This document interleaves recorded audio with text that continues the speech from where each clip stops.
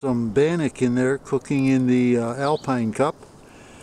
A few minutes and that ought to be ready.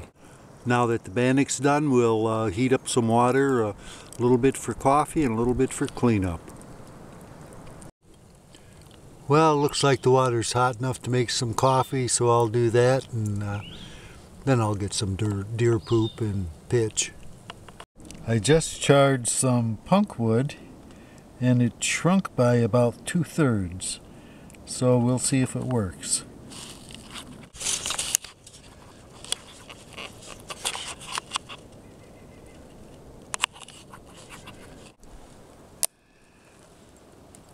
Punkwood isn't what I wanted to find for firewood, but it has its uses. I just made char out of it, and now I've just made a little bowl-like depression in it, since it carves out so easily, for another project. So before I can continue, I need to go find some deer poop and pitch, pine pitch. So I'll get back to you when I have it. Okay, so here are the two treasures. We've got a little bit of deer poo there, and a lot of spruce pitch in this case here. There's so much crud in that pitch that what I'm going to do is use 2 cans to heat the pitch. I poked a lot of holes in the bottom of this one with my knife. I'm hoping it'll act as a strainer.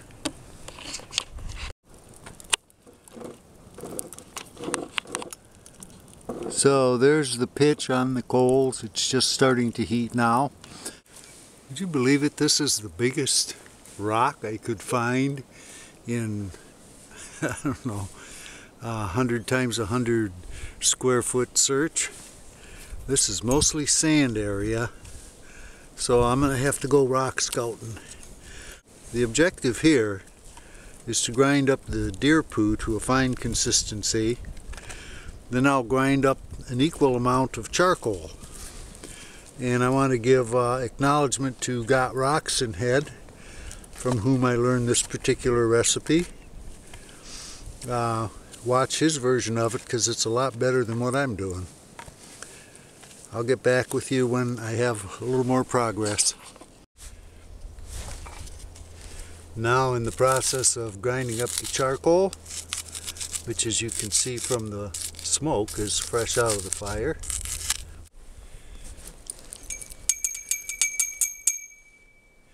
So here I have equal amounts of pulverized deer poo and pulverized charcoal from the fire. Now I just have to wait for the pitch to melt down a little. It caught fire once, and so I'm sort of having to start all over.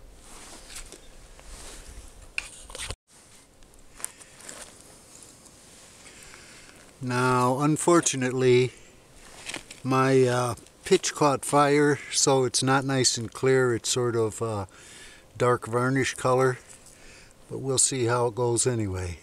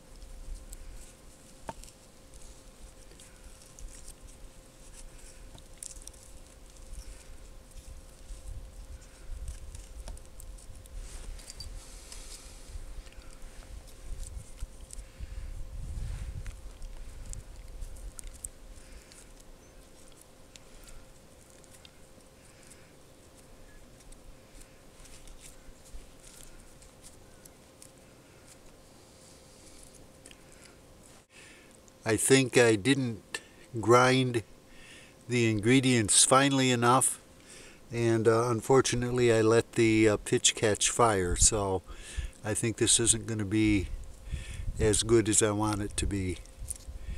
But for a first shot, it was a learning experience.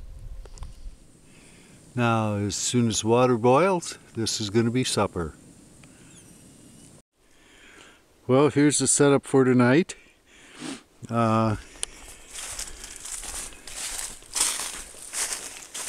Very cozy inside. My wife will be in that side with the sleeping bag.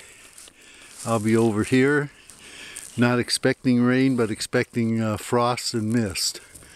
So my feet will be a little exposed, but shouldn't be a problem. And there's my oak leaf and pine needle pillow kerchief.